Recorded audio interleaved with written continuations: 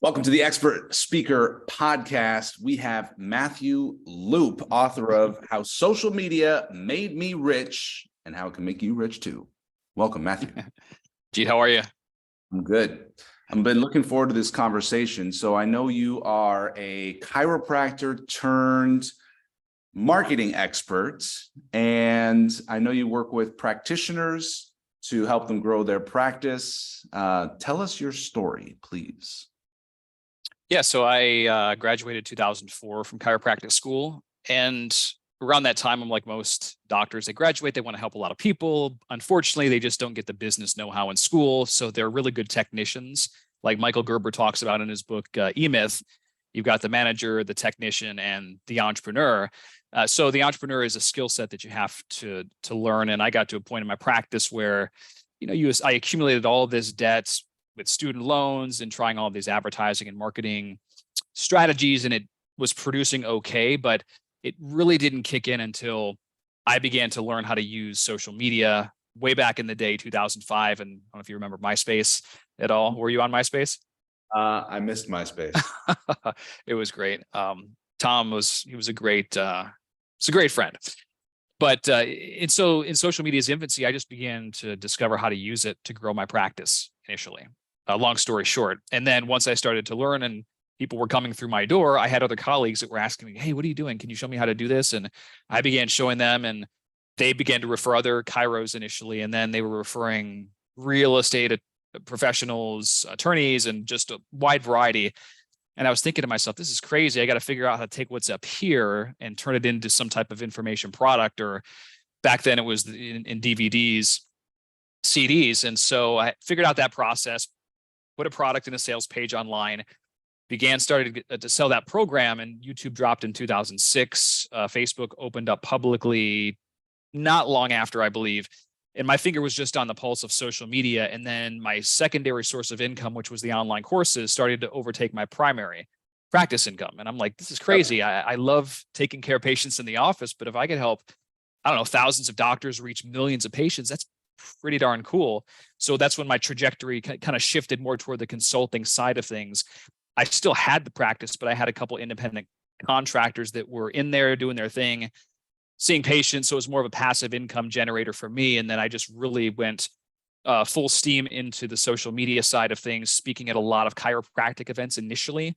And as I mentioned, they began to refer me to just different businesses and places. And so that's kind of an early stage of my journey before I kind of came full throttle to this place where I just have my hands in several different things. So chiropractor, built a successful practice, started advising other practitioners and doctors, got into the info product business. Mm-hmm. And now, as I understand it, you're even buying businesses and growing them. Are those chiropractic practices, or what kind of businesses are you buying? Businesses usually doing between 1 and 5 million top line revenue. My wife and I are investors. So like for me, growing businesses, that's fun. Growing businesses that actually are conscious, that are ethical, that align with my attitudes, values, and beliefs. We're not purchasing chiropractic practices at this stage, more along the lines of internet-based businesses, software. We've looked at some senior care facilities and just different areas like that. So it's very exciting because this could be a separate discussion, but it's a great way to help a lot of people and exponentially grow your wealth, right? Excellent.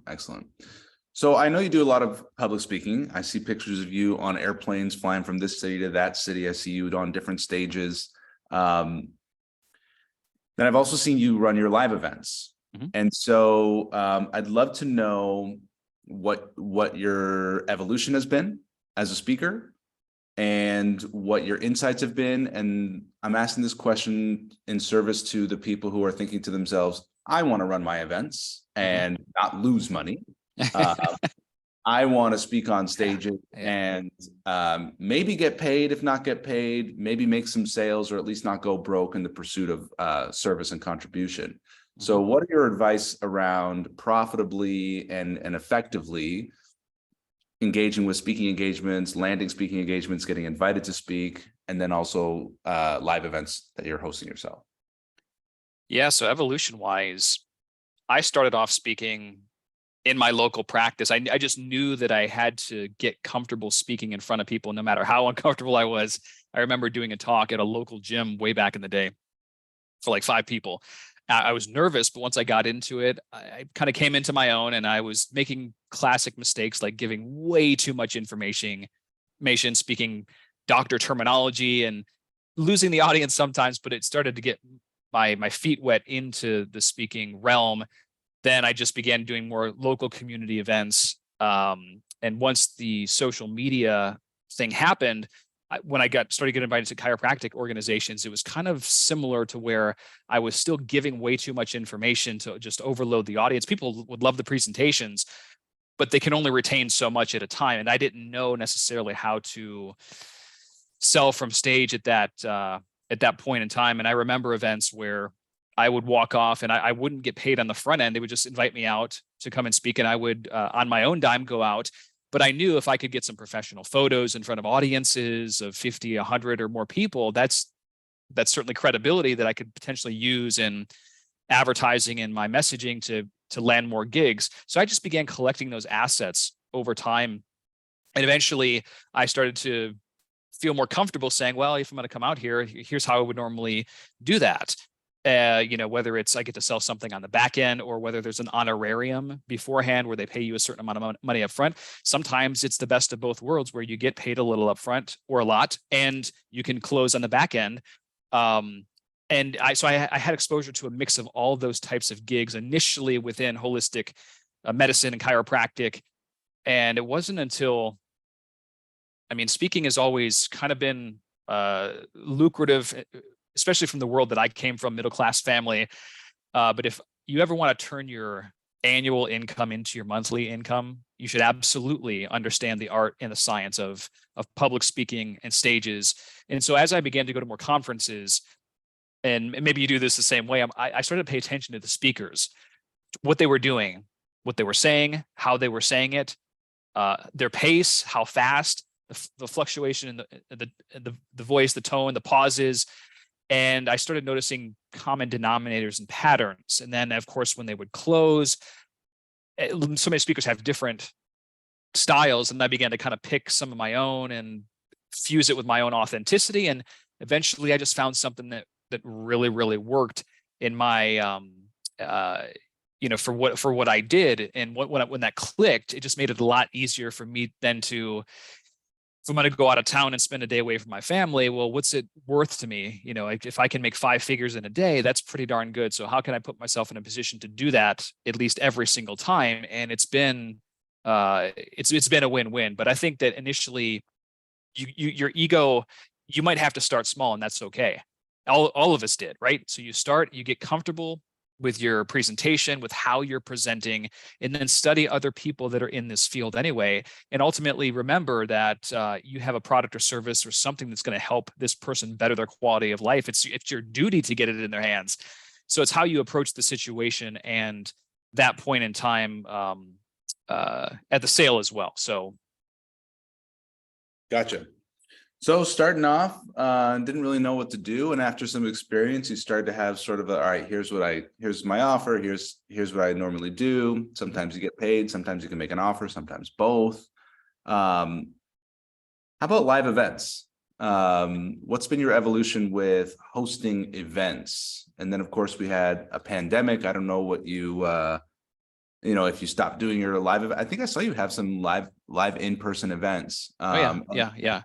Now we're post-pandemic, and so maybe events are back, or maybe you think events aren't worth it like they used to be. So what are your thoughts on hosting your own events? Yeah, that's a great question. So I began guest speaking first, and then eventually I decided, okay, well, I get all these questions from docs originally about how to do this and that. And I simply put a post on Facebook. I said, hey, listen, I'm thinking about hosting a training in Atlanta. This might have been August 2015, 14, somewhere in there.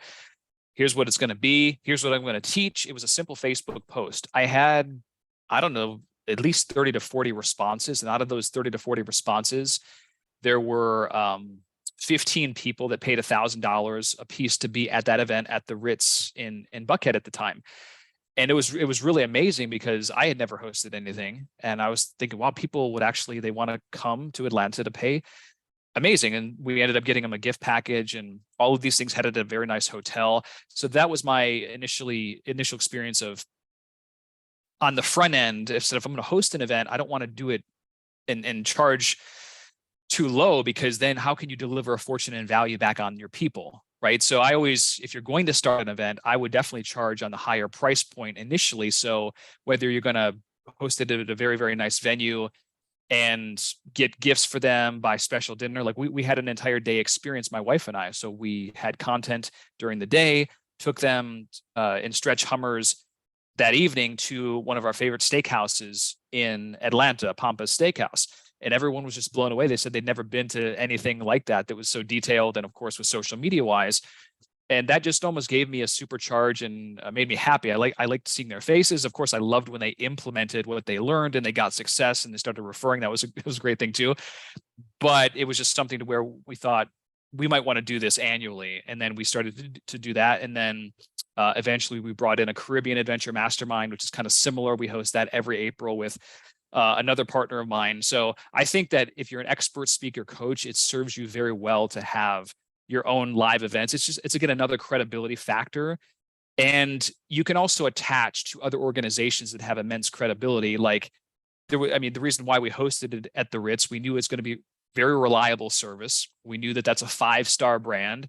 And I think starting out, any way that you can get that credibility by association is very important, because it gets your foot in the door. You still have to deliver on the goods, which I'm grateful that we could do. During the pandemic, I mean, for me, just my mindset philosophy, and we talked about this before a little bit, people can make their own decisions, right? It's not up to the government to tell you where you can go and where you can't go. And that's just the way that I view. Like, you do you and I'll do me. We're going to have an event. It's in Atlanta in August. If you want to come, fantastic. If you don't, that's totally cool. And we decided, all right, we're hosting it. It was very tricky to find a venue, as you can imagine, at that time. But Georgia was definitely more relaxed than many other states. But we found a venue, the W Midtown, beautiful venue at the very top of the hotel, sky room, awesome. 50 attendees we had there. That was the only year we did a live stream event, which I wouldn't have done regardless, because I like to keep the information there. So it's like in life, you get rewarded for showing up. But we live stream, had over 120 people join the live stream from Canada, wherever they were that they couldn't make it. So that was a very nice experience. So we did host an event during that time, just like I said, because I just think that at some point in time, as a business personality, as a brand, you have to take a stand. You've got to draw a line in the sand. That's going to be different for everyone. But I'll tell you, for me, for my brand itself, it only drew the right people closer to me, and it repelled the ones that didn't need to be in my sphere. And that's okay. That's a beautiful thing when people know you for one thing and they know that you're going to stand up for what you believe around certain topics, because there's certain things that I couldn't personally shut up about. I was very upset about the overreach that was taking place, that protocols being overlooked, like just a lot of stuff. And I was very vocal about that. And the unfortunate thing is that big tech and social media were censoring a lot of dissenting opinions, and other scientists, epidemiologists, medical doctors that weren't going against the mainstream narrative. And I was banned, 30-day bans. I'm still, my Facebook account right now is still, there's practically no visibility on my personal profile. It's been like that way for 3 months because of certain things that I posted, whether it's been a meme or whether it's speaking out against this and that. So, but for me at the time, it was more important for me to stand up for what I believed in. I wasn't thinking that, I'm going to get a lot of clients because of this, even though it actually turned out to be, my coaching business, like all these things, they increased because turns out people value others that take a stand for something that they believe in, whatever that is. I think it's important to at least let people know who you are, what you believe, and what you're for and what you're against. Yeah. Well, yeah, as I mentioned to you before we hit record, I really appreciate how you're able to speak clearly and confidently about opinions that can be controversial. And I'm not surprised that it galvanized, attracted the right people to you and repelled people who were not looking for that message or that voice. Mm-hmm. So, it was brave of you to have a live in-person event, and I'm glad that it went off well. Probably it upset some people. I also just I just want to reflect back that I heard you mention the Ritz-Carlton and the luxury brand and the stretch limo and the nice steakhouse. And what I'm learning from that is that, one, you made a really great point, is like Ritz-Carlton is a very great brand, and now Matthew Loop is associated, consciously or unconsciously. So I think that's something really important to learn from here. And then just creating an experience, and especially everyone has their social media, and you mentioned like it worked out really well. And I gather what you meant by that is that people were overjoyed in sharing about it online. Is that Sure. fair to say? Testimonials, absolutely, and then referrals because of it. It's one thing to feel like you've hosted a great event, or you've taught people something, it's going to help them make more money, create more impact and influence. But when they actually share it to others and they can't shut up about it, like that's a really cool feeling. That makes you want to help more people, and you want to deliver even more so next time. So I always feel a tremendous amount of pressure in a good way to, when we have events, like I want everything to be flawless, even though it's never flawless. There's always something usually, but I just want the experience to be over the top, just because I know in my own personal experiences, when I've invested in high level masterminds or been to different events, I pay attention to the small details, like how they're over delivering the customer service, the attention to, an establishment like the Ritz always knowing your name. I don't care what employee it is in there. It's just the little things that you can make somebody feel just over the moon about your event and experience. Yeah, got it. Let's talk about social media. How did social media make you rich? Social media is a fantastic tool, vehicle. I don't care where you are in life. I think it's a great equalizer in many regards, where you can start from zero, not have a following, but you can be an asset to people, deliver value, and you will start to attract an audience. And as you attract that audience, it's about being more strategic now and realizing, and I maybe I learned this early on from studying like older school marketers that always just told me you should be building an email list always, always, always, always. And so even when I was on like the MySpaces and the YouTubes early on in 2005 and 6, one of the goals was still to build the email list. And that's just always been a very core foundation. So you should have your home on a channel that can't be easily taken away from you. I mean, Facebook could go away tomorrow, but your email list, you can download it, you can bring it to different places. Those are your people they're going to be with you for a very, very long time.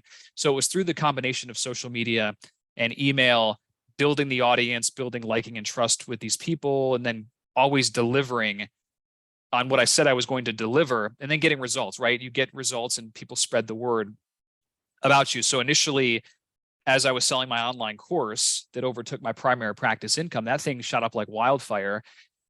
Long before anyone was doing that in the chiropractic profession and some other professions, and the word just got around. And so that was a consistent money machine for a very, very long time. And we still get sales from that. And then eventually I learned, and I don't remember where exactly I learned this, but people want different levels of access to you. So I had kind of my mid-range $397 core product. And then I had my ethical bribe, my lead magnet that was free, but I didn't have a book early on. I didn't have the private coaching. Once I started to put those things out there, I'm like, who's going to pay me this amount of money for coaching, or who's going to want to come here for a total immersion day in Atlanta? But if you don't ask, you don't get. So I would encourage anyone that's just watching this right now, figure out what you want to offer. Maybe it's all of the above, like I just mentioned, in your respective brand or your business, for the low tier stuff to the super high tier. And if you have it out there, there are going to be people like me, for instance. If I don't care who it is, like I need a skill set, I'm to the point now where I prefer concierge training.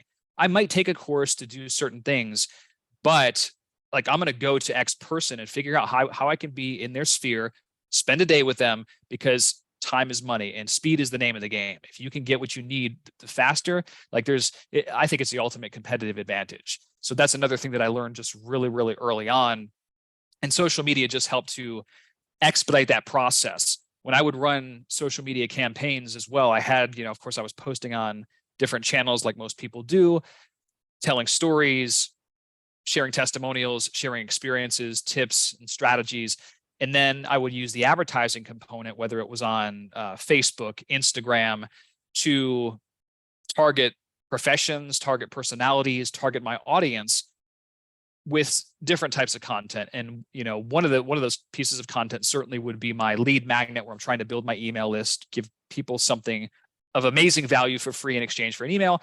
And then I would take that, and this was just really early on. I didn't even know consciously, like it was. I mean, I knew what I was doing, but I would take a video where I was on stage, for instance. I'm like, well, this is an image that I want to push to the audience, or one of the first things that I want them to know about me to separate myself from every other Tom, Dick, and Harry that might be eventually try to do something similar. So a position of authority, teaching a lesson, taking that video, paying for advertising to my specific market so they could actually see like, oh, wow, he's speaking on at NASDAQ, or he's speaking here or there at chiropractic or whatever. Okay, maybe I'll tune and listen to him a little bit more. Same thing with the celebrity social proof. Once I started getting that, I began to use that more effectively into my my indoctrination, my persuasion, whatever you want to call it, sequences there, and testimonials. Teaching the market what to think of me before they would actually think something else. And that's one of the things that I think is important to realize, that if you don't teach your market what to think and believe about your brand, they will believe something else, and it's not going to be what you want. So just some lessons that I've learned along the way. And I tried to fuse all those things to calculate and use social media to really push this stuff into my market for when the time comes that I'm going to make a specific offer to attend an event or to buy a program. There's a lot of fertile ground there, if that makes sense. Mm-hmm. So you're building your audience, you're building your email list, which is not going to get taken away if Facebook goes down or something. What advice do you have to someone who is an entrepreneur and says, I don't like social media. I don't want to be posting pictures of what I'm eating for breakfast. I don't want to be liking and commenting. They have their mindset issues. How do you help them through that? Yeah, I try to relate. I can't say that I mean, there's things that I like about social media, yes, but there's a lot of stuff that I don't, honestly. But you have to realize that you need to be the producer, not the consumer. You need to use social media and not let it use you. So if you don't like social media, you are consuming too much and you're not producing enough. It's as simple as, one of the simple ways that I can put it. You can create content for your market and then bring in a team of people to edit your videos, for example, cut the videos, post them a certain way if you have the strategy and the protocol. So it's not like you have to be on all the time. It's just how you are doing it. And if you're going to allow yourself to be on it, be disciplined. Set a timer on your phone, give yourself 30 minutes a day, whatever that's going to take, and bring other people that can handle those tasks. But in terms of building some type of personal brand, if that's you, if you want to be the face, you have to put yourself out there.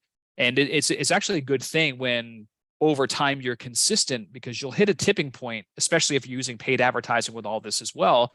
You'll hit a tipping point where the market knows you for a certain thing. Then you become, I guess, a mini celebrity.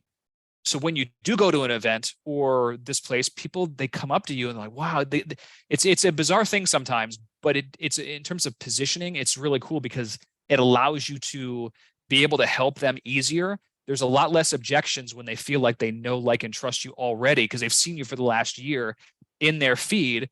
They just come up to you, start talking like a friend. There's no walls in front of them. So if you have something, a product, service that can help them, it's a very easy transition into the sale. So there's just a lot of benefits of doing it, but you have to figure out what your goals are initially when you want to use social, and of course, use it without letting it use you. Very good. Be the producer, not the consumer. Use it, not let it use you. What's your advice on paid ads? When to get into it? Would you say paid ads are great for everyone, or is there certain people who say I wouldn't recommend paid ads for you? And then the second part to that is, do you ever recommend people run their own paid ads, or do you recommend that people hire an agency and say that should be out of your hands? I think that it depends how big you want to play, honestly. logically always made sense. Like, why wouldn't I do paid ads in conjunction with the organic? I mean, if you have content that blows up automatically, and I've had that before, that goes viral, well, it stands to reason if you put a little bit of money on that same content, it's going to go even more viral. So like, again, it's how many people do you want to help?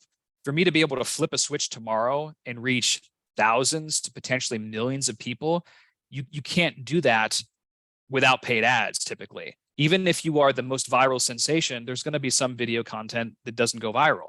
It's not going to happen all the time. It never does. And these social platforms have their own algorithms. So I'm under the impression that everyone should be using a degree of paid ads to grow your business, because it's very fast and it's a science. If you can, I can turn $1 into $3 all day long. Why wouldn't I do that? It's a simple formula. When you know, if you set up your quote unquote funnel a certain way, I'm getting leads for this price, they're converting at this. I mean, you can do those calculations very easily and have the organic is really the icing on the cake. So I like it.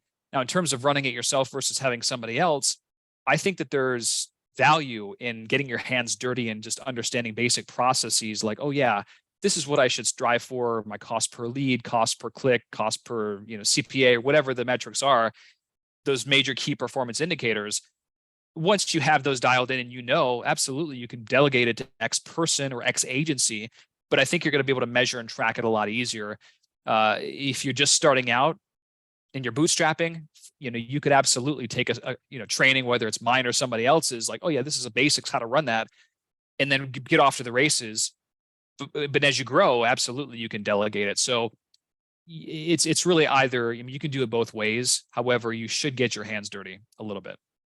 Okay. So your perspective is, yeah, if you can advertise profitably, why not? And let organic be the icing on the cake instead of the main thing. Mm-hmm. And getting your hands dirty in terms of doing it yourself at least educates you enough to be more qualified to delegate it instead of delegating it and not really know what they're doing. 100%. Yeah, makes sense. All right, Matthew. Well, we've covered a lot. We've covered speaking, and we've covered events. We've covered standing up for what you believe in online, building an email list. You mentioned something before we press record. You learned something, it might have been from Sean Stevenson. You got this strategy with an email, let's get lunch, about how to get like engagements. Can you tell me about that? Yeah, absolutely. So when you speak all over the place, you're probably going to get more recommendations just by people seeing you at conferences. That's also a great way because there's organization heads, owners, or what have you. So it's nice to get referrals. But even when you're getting a lot of referrals to speak, I think it's still smart to still proactively let people know that, I'm booking my schedule for the next 2 years. If you know an organization, owner, or association, let's see how we can work. So I remember might have been 7, 8 years ago. I never met Sean Stevenson personally, but we had a lot of mutual friends, just so many great lessons. But he was never at a shortage of gigs, ever. But I remember he sent one email one time. It said, I think it might have said, let's do lunch, Matt. So I open it up and he says, hey, Matt, wouldn't it be great if I flew into your town and we had lunch, talking about this and this and that. I was like, oh, that's really, yeah, it would be pretty cool. And then, but from a marketer angle, like, that's very clever what he did there. And they say, hey, we can definitely make that happen. Here's how. If you're connected to an organization that's looking for X, X, and X, I'm your man. And it was planting the seed. So it was a very clever way, just a non-salesy way to get more speaking gigs and referrals. So I've used that probably once a year for the last 8 years, that email alone. And it always lands a bunch of gigs that come through on top of the referrals that we have anyway. So, that was a huge gem that I learned from Sean. Love that. Okay. So let me say it back to you. So you email your whole list and it says, first name, let's do lunch. I'll come to your city. We'll do lunch together. Here's how we can make that happen. If you know an organization or event that might like to have me as a speaker, make an introduction. And when I get the gig, we'll do lunch. Mm-hmm. Yeah, pretty much. Love that. It's a great one. Yeah. So. Okay, great. Selling from stage. A lot of people, they say, I don't want to be salesy. If they do want to make a sale, they go, I don't know, what offers should I pray? What price? Do I pass out pieces of paper as an order form? Do I have people take out their phone and order it online? I don't know. Should I, what have you learned? Great And what are your questions. best practices? What are your Yeah. best practices when it comes to selling from stage? Yeah. Lots of hard knocks because, so yeah, absolutely. So order forms, absolutely. We're still old school that way, where when I'm making my close, it's best if the attendees get the order forms passed out immediately as the close is happening. Mhm. I've seen people be able to, hey, rush to the back of the room before. That takes a special type of personality, though.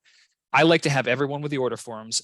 I will instruct them exactly what to do, literally second grade. Here's exactly what to do if you feel this is right for you. After I kind of make my spiel, here's what you need to just complete your name and email legibly. My wife's going to handle the payment. And I, of course, I've only got 4 coaching spots available, blah, blah, blah. And I'll tell them, return the forms to her at the very end. It's just one thing. If you don't get the commitment there, if you don't get the form signed in the credit card, you're not going to get paid. And you need to assume that. So you got to get the money while it's there. It's very, very simple. And these are people that, and I've had people that, they want to utilize your service. They're serious. They're not lying or anything. But for whatever reason, if it doesn't happen at the event, life gets in the way, as it always does, and you don't become the priority anymore. So it's very smart to absolutely have the order forms passed out. And sales was explained to me very simply one time by John Carlton, famous copywriter. And he's basically is like, sales, all it is 3 things. Here's what I have. Here's what it will do for you. Here's what to do next. And that really made it very simple for me. So if I was selling an online course, I say this on my sales pages. I say this in my presentations. So here's what I have for you today. This is Social Media Elite. Comes with 60 video tutorials, blah, blah, and I'll talk about the course, what's involved. And then I always do some type of risk reversal, right? This is a 6-month money back guarantee. Here are some people that have used it, like yourself, the testimonials. And here's what it will do for you, benefit, whatever that key point is. And here's what to do next. Click the big yellow add to cart button or complete that form right in front of you right now. And we don't have to make it super complicated. And if it's more of an education style and you actually like your product and you're committed that people need this to transform their lives, it's education. It's not sales. It doesn't feel, it's a perception and mindset thing. And I think that sometimes maybe these individuals that you speak of they're thinking like a used car salesman because they're not used to collecting money in a lot of regards. And if you're uncomfortable collecting money, maybe your spouse is comfortable doing that for you, or maybe you can have a team member there. I remember way back in my chiropractic office when the whole money conversation was bizarre to me too, but we had a financial person that would just take care of that. You have to be transparent. You have to ask for the money. It's just part of life and part of doing business. Love that. Here's what I have. Here's what it'll do. Here's what to do next. Very simple. And great insight on if they're not going to buy now, life's going to get in the way. And it's always funny to hear, I'll do it later. What I like to say is like later is a made up place that nobody's ever been to. Right? Is there any specific incentives or bonuses that you found effective that get people to say, okay, I'm signing up right now, as opposed to selling themselves the story as I'd like to circle back in a month and see if we can do this? Yeah, I think it's important when you're selling from stage to give some type of fast action bonus for that day of the event. I've seen so many speakers do this over the years, and it does sweeten the deal, and it makes them, again, if the offer should sell itself anyway, because it's just so irresistible, but then you're going to throw in this extra added value. So when I'm speaking in an event, sometimes I'll throw in a 15-minute consult with myself. If I was selling, let's say, an online course or whatnot, throw in a 15-minute consult. If I was selling a higher end coaching program, I might give them a free ticket to our social media revenue summit in August, where that's an extremely high quality room where you're talking like 7-8 figure earners predominantly in there. So like I might throw that in because that's a higher ticket event. Of course I would give them email support, access to a Facebook group, stuff like that. There's lots of ways you can stack the value. Okay, so you give a bonus. Oh yeah. Your risk reversal, the money back guarantee. Any nuance to that you'd like to share? And do you also include a money back guarantee or risk reversal in services like coaching? So yeah, actually, I don't remember. I think it was Gary Halbert that I learned this from in terms of selling information products. I believe it was him. He's a famous copywriter. If you haven't read his letters, you would be wise to just absorb his stuff. But so many people offer the 30-day money back guarantee, which is very, very standard practice. But what happens when a person buys in a 30-day money back guarantee is immediately they're looking at their watch because the clock is ticking 30 days. Yeah. And so I think it was him where he's like, I just give people a 6-month money back guarantee in an online course. Like 6 months? Holy cow, what if they return it? But what you consistently find is the refund rate drops completely. And if you have a great product, your refund rates are going to be low, probably under 2% anyway. And it always hurts when you get a refund because you put your heart and soul into a product. And you're like, how could they not like this for whatever reason? But the 6 month is that's a standard for like the online, the products and the courses and whatnot. The private coaching and the total immersion days, masterminds, stuff like that, only up until recently have I started to offer a guarantee on that, because I've done it so many times. And when you do something so many times, your certainty gets a really, really high level. And if you're not a good fit for my program, I'm not going to accept you anyway. Everyone goes through an application process. Yeah. So if you don't feel like you've gotten value from this, if you don't make, 10 times the amount of money after we're finished, I'll refund your entire investment. And I say that in public places. So it's on camera. Like I'm holding myself accountable right there. So I can't say that I didn't say it. It's a very compelling thing to do. I'm not saying that I feel like everyone should do that at all. But you need to qualify the people that get in that room anyway, because there on occasion might be some that would try to take advantage, your chronic refunders, but usually with an application process. And if you make it, I don't know about you, but I make it a little bit tough to do business with me on my higher tier programs anyway. If somebody's not going to submit an application, that says a lot about them anyway. They're not going to be somebody that might follow through in the process. Yeah. So I got to make it more difficult to begin with, to make sure that they really want it. And I just found that works for me. Yeah, I got you.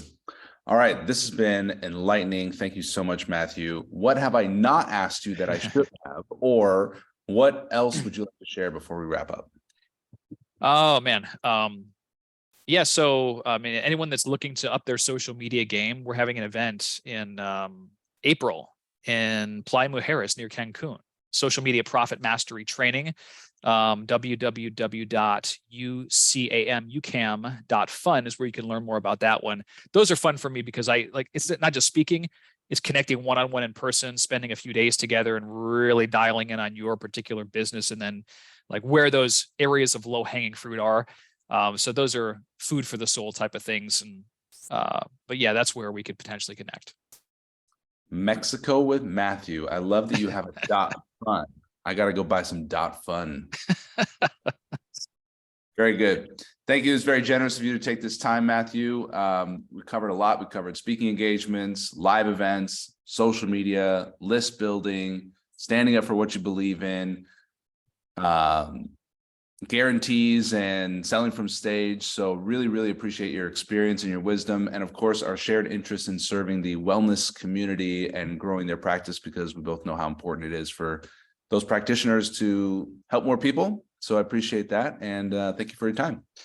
Thank you, Majeed. Appreciate you.